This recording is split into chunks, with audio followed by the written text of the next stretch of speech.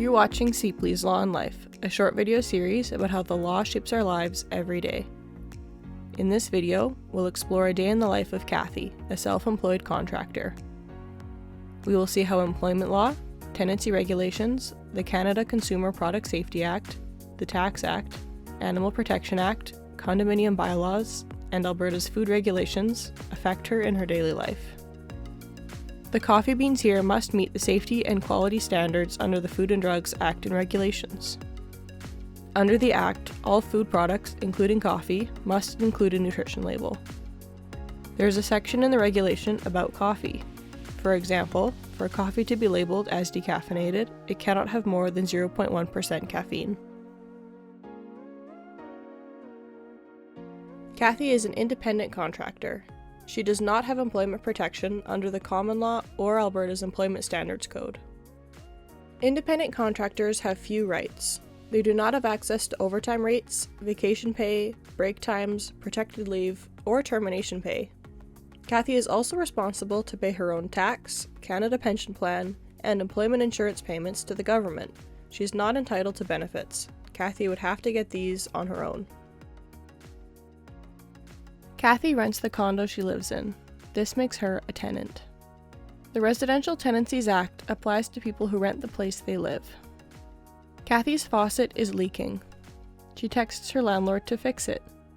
The landlord must fix the issue so that they meet minimum housing and health standards about water supply. As a tenant, Kathy must follow other tenancy rules. For example, she must pay her rent on time. She cannot perform illegal acts or damage the rental property. The Canada Consumer Product Safety Act ensures consumer health and safety concerns by addressing possible dangers. If Kathy's salad was contaminated with something like E. coli, then there would be a product recall process. If a company knows there is a health issue with their product, they must report it to Health Canada and conduct a recall to remove the product from the market.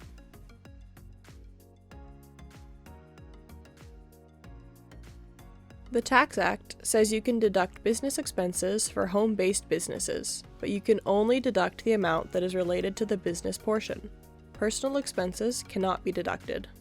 For example, Kathy is using the internet for her virtual meeting. She can deduct the portion of the internet she used for her business purposes and claim that amount on her taxes.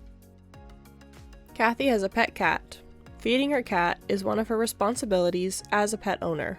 The Animal Protection Act covers relationships between owners and their pets. A person who owns an animal must make sure that their animal has adequate food and water, care, and a safe shelter. Since Kathy rents a condo, she also must follow condominium bylaws. The bylaws affect the condo corporation, owners, and renters. The Condominium Property Act lays out the operations of condo properties. It also sets out what can happen to a renter if they do not follow the bylaws, such as a fine. Bylaws can include rules around pets, age, aesthetic restrictions, renovation guidelines, parking restrictions, and amenity use. All restaurants and food service businesses must follow Alberta's food regulation and the Food Retail and Food Services Code. To sell food, restaurants must have their food handler certification. This makes sure that restaurant food is safe to eat, people don't get food poisoning, or get sick from eating at the restaurant. Health and safety standards also applies to restaurants when they serve food, which includes requirements for food handling, preparation, and cleanliness. As you see through the life of Kathy, the law is everywhere. It can affect your life in the simplest ways. Know your rights and responsibilities. It can help protect you and avoid legal problems.